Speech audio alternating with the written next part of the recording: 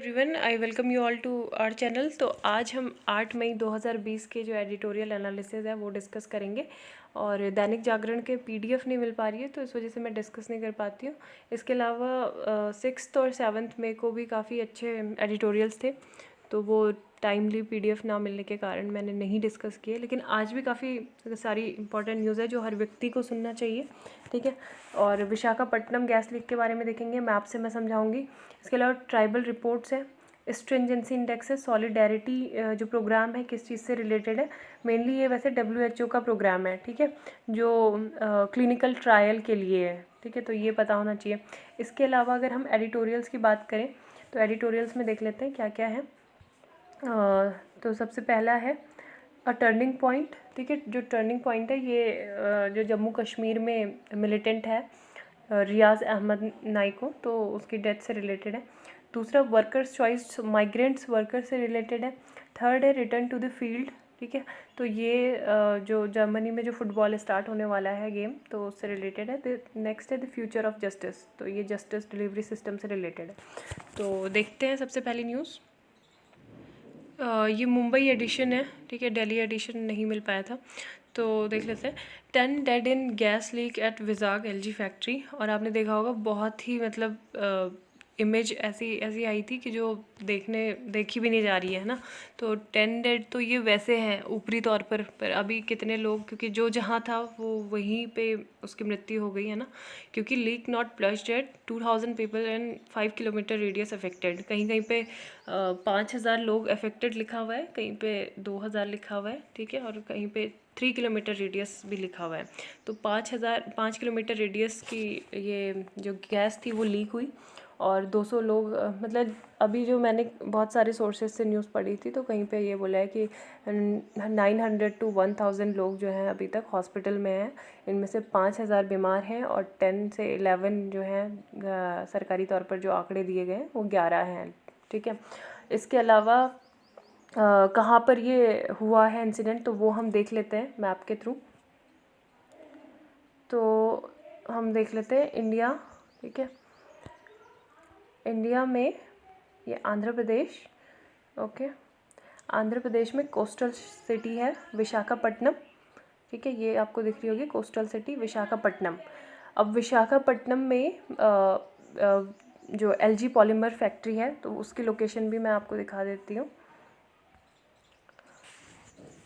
तो यहाँ पे अगर हम इसकी मतलब इसमें आज पूरा एक आर्टिकल आया है कि कौन सी गैस से ये चीज़ हुआ है, स्टेरिन जो गैस है, ठीक है, वो लीक हुई थी, तो वो सारी चीज़ें भी हम पढ़ेंगे। और इसके अलावा जो ये फैक्ट्री है तो ये फैक्ट्री आपको यहाँ पे दिख भी रहा होगा कि ये LG पॉलीमर्स लिमिटेड जो है ये सिटी से काफ़ी दूर भी है, ठीक है, उसके बाद भी मतलब ये काफ़ी स्प्रेड हो गई गैस। और ये है पूरी फैक्ट्री। और मतलब यहाँ से मेनली जो ये फैक्ट्री है तो ये क्या करती है, जो पॉलीस्टीरीन है, ठीक है, तो उसकी मैन्युफैक्चरिंग के लिए ये यूज़ होती है, ये जो गैस होती है स्टेरिन, तो उस गैस का यूज़ किसके लिए होता है, मेनली पॉलीस्टीरीन के लिए, ठीक है। और उसी के बाद ये जो गैस थी ये 5 किलोमीटर रेडियस में यहाँ से यहाँ पूरे मतलब जो सिटी थी यहाँ अफेक्ट कर गई। तो लोग मतलब जैसे ज़ॉम्बी मूवी होती हैं तो वैसे ही रिएक्शन किया। सबसे पहले उनके जो सेंट्रल नर्वस सिस्टम है उस पर अफेक्ट किया, उसके बाद फिर धीरे धीरे उनके थ्रोट, स्किन, आइज़ है ना, तो वहाँ पे उनको बर्निंग सेंसेशन होने लगते हैं। तो ये सारी गैस ये करती है ना, वोमिट, डिजीनेस, तो ये सारी चीज़ें उन्हें हुई। तो मतलब अभी 2020 को बोला जा रहा है कि सबसे ज़्यादा वर्स्ट ये ईयर है, क्योंकि पहले आपको पता है हमारी इकोनॉमी स्लो डाउन से गुजर रही थी, मतलब ग्लोबली भी देखें तो सारा चीज़ कुछ भी सही नहीं है। इसके अलावा फिर पैंडमिक और अब ये गैस लीक है ना, तो हम इसको डिटेल में पढ़ेंगे, आर्टिकल में डिस्कस करेंगे। तो ये अब इंडिया का कोविड कर्व है, ठीक है, ये दिखा रहा है कि कितने लोग रिकवर्ड हुए हैं, कितनी डेथ हुई है। तो अब महाराष्ट्र सबसे पहले नंबर पे है, 16,758 केसेस वहाँ पे हो गए और 24 घंटे में कितने केसेस बढ़े हैं, तो 1233, ठीक है, तो ये है 4.84 जो है 3 डेइंग 3 डेज़ का ये एवरेज ग्रोथ है, ठीक है, 4.8। तमिलनाडु में आप देख सकते हो सबसे ज़्यादा है 10.80%, और वेस्ट बंगाल, ठीक है। गुजरात में number 2 in cases, very high case fertility ratio. And Punjab जो नांदेड़ पिलग्रिम है, तो वहाँ पे कंटिन्यूसली पॉजिटिव केसेस आ रहे हैं। इसके अलावा बिहार में भी ग्रोथ हो रही है, ठीक है। तो ये सारा था इसका। इसके अलावा would not have accepted, nobody would offer it to me, तो ये राज्यसभा सीट को लेके बोल रहे हैं। कौन? जस्टिस दीपक गुप्ता। तो ये सुप्रीम कोर्ट के जज थे, ये रिटायर्ड हो चुके हैं, ठीक है, तो उनसे रिलेटेड ही है। इसके अलावा जो न्यूज़ है वो देख लेते हैं। तो यहाँ पे access to forest produce livelihood for tribals hit due to lockdown. तो ये एक रिपोर्ट आई है ट्राइबल से रिलेटेड। किसने निकाली है ये जो असेसमेंट किया है? तो ये मेनली जो कम्युनिटीज़ हैं, ऑर्गेनाइजेशन है, ठीक है, forest rights learning and advocacy, CFR-LA, all India forum of forest movements, as well as independent researcher and experts have said a concreted response from the MOTA is necessary to curtail the numbers of COVID-19 case among tribals, ठीक है। तो ये एक report है और ये सारे मिलजुल कर इन्होंने दी है किस पे, कि मतलब जो पैंडेमिक है और जो लॉकडाउन है ऑन ट्राइबल कम्युनिटीज़, ठीक है, तो उनके लिए क्या किया जाना चाहिए। हाँ,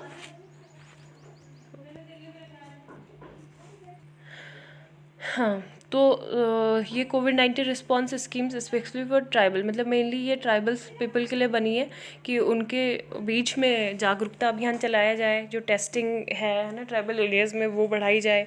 इसके अलावा फूड सिक्योरिटी और जो उनको जीवन यापन के लिए जो सुविधाएं हैं वो दी जाए, और उनके लिए फ़ंड भी अवेलेबल किया है, ठीक है। वो किसके अंतर्गत किया है? आर्टिकल 375 के अंतर्गत उनके लिए फ़ंड रेज किया है in the district mineral funds special purpose vehicle for various projects, ठीक है। ये सारी चीज़ें की गई हैं। अब जो मेनली ट्राइबल पॉपुलेशन है तो वो किस पे रिलाई करती थी?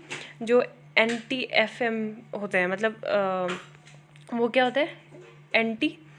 NTFP मतलब नॉन टिम्बर फॉरेस्ट प्रोड्यूस, ठीक है। तो इस पे ही ये रिलाई करते थे ये लोग, लेकिन अभी पैंडमिक के बाद से इतना कुछ नहीं हो पा रहा है, तो ये सारी चीज़ें बोली गई हैं कि अदर ट्रेडिशनल फॉरेस्ट ड्वेलर्स जो हैं और MNREGA as well as the additional 50 days of work, ये सारी चीज़ें उनको देनी चाहिए, ठीक है।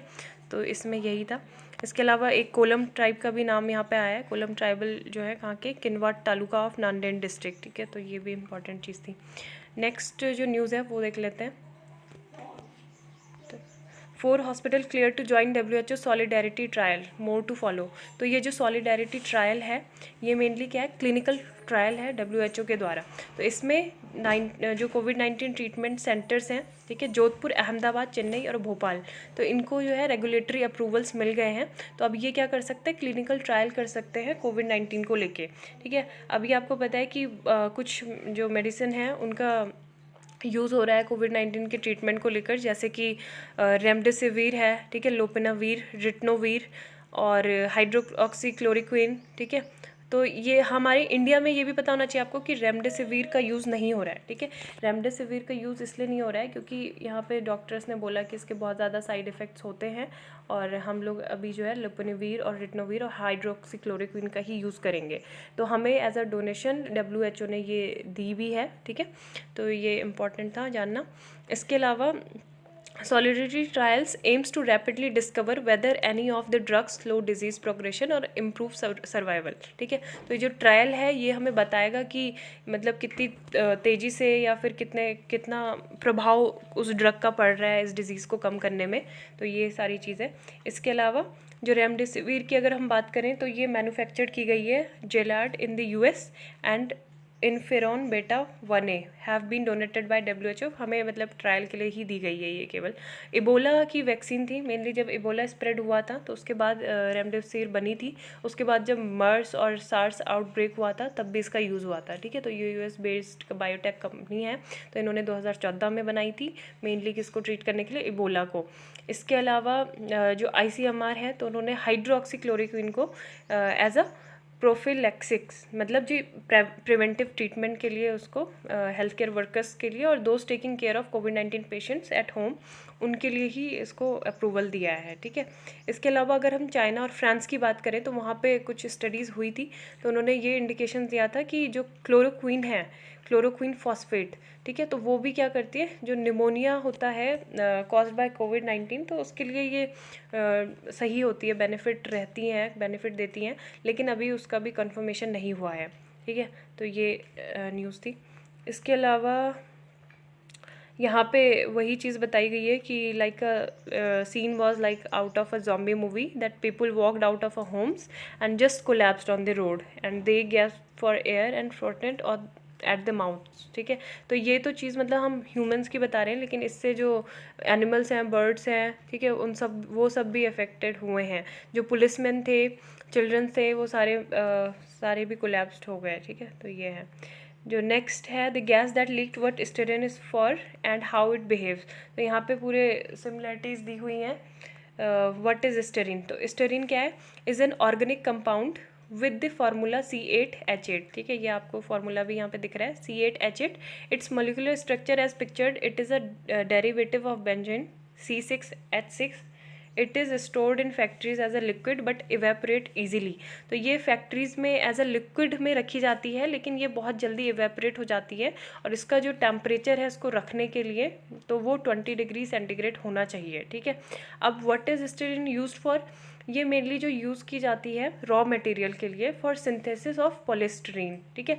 पॉलिस्टरीन मतलब क्या होता है? वो भी जो वर्सटाइल टाइप का, मतलब जो प्लास्टिक होता है, जो फूड पैकेजिंग में यूज़ किया जाता है। इसके अलावा जो इलेक्ट्रिक कार्स में भी यूज़ होता है ना, इलेक्ट्रिक जो प्रोडक्ट्स हैं तो उसका काफ़ी यूज़ होता है। तो ये सारी चीज़ें हैं। इसके अलावा क्या है, रेफ्रिजरेटर और micro ovens, automotive parts and parts of electronics such as computers में भी यूज़ होता है ना। तो ये है food packaging. Styrene is also used as an intermediate to produce copolymers, ठीक है, ये भी है। Then what happens if someone is expose to styrene gas? तो मैंने बता दिया है कि क्या होता है, उसकी ब्रेथलेसनेस होती है, रेस्पिरेटरी प्रॉब्लम्स होती है, आइज़ में इरिटेशन होती है ना, और transient loss of consciousness, giddiness, ये सारी चीज़ें उसे होती हैं कि वो मतलब एक सेंसेशन होने लगती है, बर्निंग सेंसेशन। उसके अलावा how an people suffering from respiratory illness, जैसे जो लोग अस्थमा और जो क्रोनिक ऑब्स्ट्रक्टिव है, पल्मोनरी डिजीजेज हैं, उनसे जो लोग सफ़र कर रहे हैं वो सबसे ज़्यादा बैडली इससे अफेक्टेड होते हैं। इसके अलावा ये बोला गया कि what are the long term effects, की ज़्यादा अगर लॉन्ग टर्म इफेक्ट्स के क्या होते हैं, तो ये बोला गया है कि ल्यूकेमिया हो सकता है, हेडेक्स हो सकता है, और जो भी मतलब जो हेल्थ है, ठीक है, due to occupational exposure to styrene have however been inconclusive. लेकिन अभी पूरी तरह से इतनी क्लैरिटी नहीं है, और लेकिन जो लोग आए हैं गैस के ज़्यादा देर अगर संपर्क में आए तो उन सबको ये सारे डिजीज हो सकते हैं। What was the factory from which styrene leak? तो ये मैंने बता दिया है कि फैक्ट्री LG जो कैम पॉलीमर्स है, ठीक है। तो ये 1961 में इस्टेब्लिश हुई थी। उसका उस टाइम पे नाम क्या था? हिंदुस्तान पॉलीमर्स। ये मेनली पॉलिस्टरीन बनाने के लिए ही, मैन्युफैक्चरिंग के लिए ही थी, और उसके बाद इसको मर्ज कर लिया था McDowell and co of the UB group in 1978 में। फिर इसका टेक ओवर कर लिया था 1997 में साउथ कोरिया की जो LG केमिकल है, उन्होंने ही इसका नाम रिनेम करके क्या किया, LG पॉलीमर्स, ठीक है। और मेनली जो है polystyrene, high impact polystyrene, expandable polystyrene, ये सब बनाती है। और 18, अब जो इसकी मतलब यहाँ पे ये बोला गया कि word safety protocol in place, ठीक है, कि मतलब वहाँ पे सुरक्षा के प्रोटोकॉल्स थे। तो ये बोला गया कि लॉकडाउन जब से हुआ था तो तब से 15 इंजीनियर्स वहाँ पे रखे हुए थे, ऑफिशियल जो थे ड्यूटी पे थे वो, और वो सारा जितना भी मतलब 20 डिग्री सेंटीग्रेड जो टेम्परेचर होता है स्टीरीन को स्टोर करने के लिए, है ना, गैस टैंक में, वो भी देखा जा रहा था कि कहीं पे मतलब उसको जो टैंक है वो भी क्या करे, स्टोरेज रहना चाहिए। और जनरली क्या होता है कि जो स्टीरीन के जो टैंक्स होते हैं are never filled to capacity. Generally जो कैपेसिटी होती है उस टैंक की वो कितनी होती है, 2400 टन्स, ठीक है। लेकिन वहाँ पे जो गैस थी स्टोर्ड कितनी थी, 1800, ठीक है। तो ये जानबूझ के ही मतलब रखी रहती है वहाँ पे ताकि वो एक्सपोज ना हो, है ना, ज़्यादा। और Y could the inhibitor not prevent what happened? तो यही चीज़ बोली गई है कि इसमें मतलब एक कंसेप्ट हो सकता है कि styrene started vaporising and escaped and this is called auto polymerisation, ठीक है। अभी पूरी तरह से ये सर्टेन नहीं है इसका कॉज, पर देखते हैं क्या मतलब बोलते हैं आगे। हाँ, इसके साथ में एक यहाँ पे जो इंडेक्स रिलीज़ हुआ है, इंडिया लॉकडाउन अदर लॉकडाउन, ठीक है। तो स्ट्रिंजेंसी इंडेक्स है, ठीक है। ये जो इंडेक्स है WHO ने, सॉरी, ऑक्सफोर्ड ने बनाई है, ठीक है, ऑक्सफोर्ड यूनिवर्सिटी ने। तो ये क्या है, ऑक्सफोर्ड कोविड-19 गवर्नमेंट रिस्पॉन्स ट्रैकर है एक तरह से, ठीक है। Tracker involves a team of 100 Oxford community members who have continuously updated a database of 17 indicators of government response. तो इन्होंने ये बोला है कि जो इंडिया है, तो सारी कंट्रीज़ का अगर कंपेयर करके देखें और इंडिया का जो लॉकडाउन था उसको कंपेयर करके देखें, तो हमारा काफ़ी ज़्यादा स्ट्रिक्ट लॉकडाउन हुआ है। और सबसे पहले हमने 22 मार्च से इनिशिएटिव ले लिया था, अब जाके 20 अप्रैल से हमने थोड़ा कुछ रिज्यूम किए हैं अपनी सर्विसेज, है ना। तो ये बोला है। तो लेकिन इसके अलावा भी यहाँ पे बोला गया है कि इन कंट्रीज़ जैसे UK, USA और इंडिया में जो ऑक्सफोर्ड ग्राफ है, उन्होंने ये फाइंड किया कि जो डेथ कर्व है वो कम नहीं हुआ है ना, आफ्टर स्ट्रिक्ट मेजर्स भी। और इसमें इंडिया भी आता है, ठीक है। मतलब स्ट्रिक्ट मेजर करने के बाद भी ग्राफ कम नहीं हो रहा है। From the highest death count at their strongest major the country compared where France, Italy, Iran, Germany, UK, Netherlands. तो आपने ये देखा होगा कि इटली में लॉकडाउन के बाद उन्होंने बिल्कुल स्ट्रिक्ट लॉकडाउन किया, तो अब उन्होंने काफ़ी सर्विसेज रिज्यूम कर दिए, फैक्ट्री वगैरह ओपन कर ली हैं, है ना। इसके अलावा ये चीज़ बोली गई है कि इंडिया में जब 320 केसेस थे तभी हमने स्ट्रिक्ट लॉकडाउन कर लिया, बाकी की जो 18 कंट्रीज़ हैं वहाँ पे 500 केसेस हो गए थे, है ना। तो ये चीज़ बोली गई है। Other countries with 100 score are Honduras, Argentina, Jordan, Libya, Sri Lanka, Serbia, Rwanda. India now has the highest number of cases in this set, और इंडिया का जो स्कोर है 0.7 है, ठीक है, बिलो ऑस्ट्रेलिया, थाईलैंड, ताइवान। तो ये सारी चीज़ थी। कोरोना वायरस का डैशबोर्ड आप देख सकते हो। इंडिया में सबसे ज़्यादा तो हमने देख ही लिया महाराष्ट्र में, ठीक है। उत्तराखंड में अभी 62 हो गए, एक और नया मामला बढ़ गया है वहाँ पे। बाकी मिज़ोरम, दादर नगर हवेली, अरुणाचल प्रदेश, यहाँ पे एक केस है अभी केवल, ठीक है। इसके अलावा यहाँ अगर वर्ल्ड की हम बात करें, यूनाइटेड स्टेट्स सबसे नंबर 1 पे है, फिर ये सारी चीज़ें हैं, ठीक है। हम अभी टॉप 14 में ही हैं, और वहीं मतलब रहने चाहिए, उससे आगे ना ही बढ़े, कम हो जाए, पीछे चले जाएं, मतलब बहुत पीछे चले जाएं तो वो ज़्यादा बेटर है। नेक्स्ट जो न्यूज़ है वो देख लेते हैं, एडिटोरियल। तो सबसे पहला है द फ्यूचर ऑफ जस्टिस, ठीक है। तो द फ्यूचर ऑफ जस्टिस जो मदन बी लोकुर ने लिखा है, और ये कौन है, the writer retired as a justice of court of India, ठीक है, सुप्रीम कोर्ट ऑफ इंडिया। 2018 में रिटायर हुए थे, तो ये पढ़ लेते हैं। तो जो लॉकडाउन है, इन्होंने बोला है कि has generated several webinars on justice delivery, technology and future, ठीक है। तो अगर हम इंडिया की बात करें, तो इंडिया में जो लॉकडाउन है, तो हमें इसकी एक as a opportunity justice system के लिए उठानी चाहिए, क्योंकि ये पोस्ट लॉकडाउन के बाद देखेंगे तो काफ़ी ज़्यादा ट्रांसफॉर्मेशन हो जाएगा हमारी जुडिशरी में, ठीक है। अब यहाँ पे इन्होंने 3 टाइप्स के कोर्ट्स बोले हैं जस्टिस डिलीवरी सिस्टम में इंडिया में, ठीक है। तो ये मैंने इसीलिए लाल, पीला, हरा, नीला किया हुआ है ताकि हमें ध्यान से समझ में आए। तो फर्स्ट अगर कोर्ट की बात करें तो कन्वेंशनल कोर्ट्स हैं, जो कहाँ पे लोकेटेड हैं, यहाँ पे मतलब जजेस होते हैं, लॉयर्स होते हैं, लिटिगेंट्स होते हैं, वो क्या होते हैं, फिजिकली प्रेजेंट होते हैं वहाँ पे, ठीक है। सेकंड टाइप के कोर्ट की बात करें तो वो क्या होते हैं, ऑनलाइन कोर्ट्स। अब ऑनलाइन कोर्ट्स में क्या होता है, जहाँ पे जज फिजिकली प्रेजेंट होता है कोर्ट रूम में, लेकिन जो लॉयर और लिटिगेंट होते हैं वो प्रेजेंट नहीं होते हैं, ना। This is the present arrangement, except that now the court room is the residential office of the जज ड्यू टू लॉकडाउन। अभी तो मतलब वो अभी कोर्ट रूम जो है रेजिडेंशियल ऑफिस ही बना है अभी। थर्ड टाइप के जो हमारा जस्टिस डिलीवरी सिस्टम है वो क्या है, वर्चुअल कोर्ट्स, ठीक है। तो वर्चुअल कोर्ट्स में क्या होता है, नो जज, ठीक है, नो लॉयर और लिटिगेंट्स, लॉयर भी नहीं होता, लिटिगेंट्स भी नहीं होता, केवल क्या होता है, computer takes a decision based on the inputs of the litigant, ठीक है। अगर हम 15 साल पहले की बात करें तो दिल्ली में एक इनिशिएटिव लिया था, ठीक है, पायलट प्रोजेक्ट था तिहाड़ जेल का। उन्होंने मतलब काफ़ी रूटीन बेस्ड जो रिमांड केसेस थे प्रिजनर्स के वो किया था, डील किया था, है ना। तो the procedure prisoners being produced in court not physically but through video conferences, hence an online court। तो वो एक ऑनलाइन कोर्ट हो गया और काफ़ी सक्सेसफुल वो हुआ था, है ना। इसके अलावा जो online courts record the expert evidence of doctor through VC. तो मतलब इससे क्या होता है, अगर डॉक्टर को सीधा कॉन्फ्रेंस में ले लिया जाए तो उससे टाइम भी बचता है, और जो जो ट्रिप्स पे जो एक्सपेंडिचर होता है, कंज्यूम होता है, इतना खर्चा आता है कोर्ट्स का, तो वो सारी भी सेविंग होती है ना, सेवरल करोर्स ऑफ द एक्सचेकर्स, तो ये सब बचता है। सिमिलर सक्सेस अगर हम देखें तो बहुत सारी जगह है। इसके अलावा दिल्ली, पंजाब, हरियाणा, है ना, तो इन्होंने मतलब क्या किया, डिस्पेंस कर दिया पूरे पेपर को, मतलब पेपरलेस कोर्ट की बात की जा रही है काफ़ी टाइम से, और वो हुआ भी है। और लेकिन अभी काफ़ी सारी जगह पे हाई कोर्ट ने इनिशिएट तो किया है ये स्टेप, लेकिन अभी इंस्टीट्यूशनलाइज नहीं हुआ है पूरी तरह से। इसके अलावा ऑनलाइन कोर्ट्स की अगर हम बात करें, is unfamiliarity with the medium of communication. मतलब क्या होता है कि हमारे जो जजेस हैं, they feel weird, I mean उनको लगता होगा कुछ अजीब है ना मीडियम ऑफ कम्युनिकेशन, क्योंकि they are simply not use to consciously facing a camera generally and in particular while hearing a case.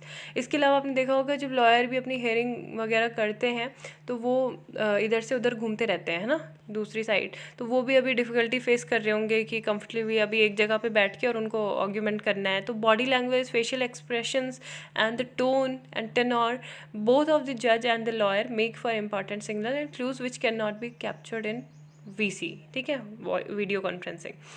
दूसरी चीज़ इन्होंने यहाँ पे प्रॉब्लम्स के बारे में बताई है कि टेक्निकल प्रॉब्लम्स भी बहुत ज़्यादा हैं, ठीक है। एक तो आपने जम्मू कश्मीर में देखा है, वहाँ पे वैसे ही इंटरनेट की स्पीड सॉरी स्लो की हुई है। इसके अलावा अगर जो बैंडविथ है ना, वो एडिक्वेट नहीं होती है, स्टेबल नहीं होती है, बार बार क्या होता है, पिक्चर समटाइम्स ब्रेक और gets frozen and the voice often cracks.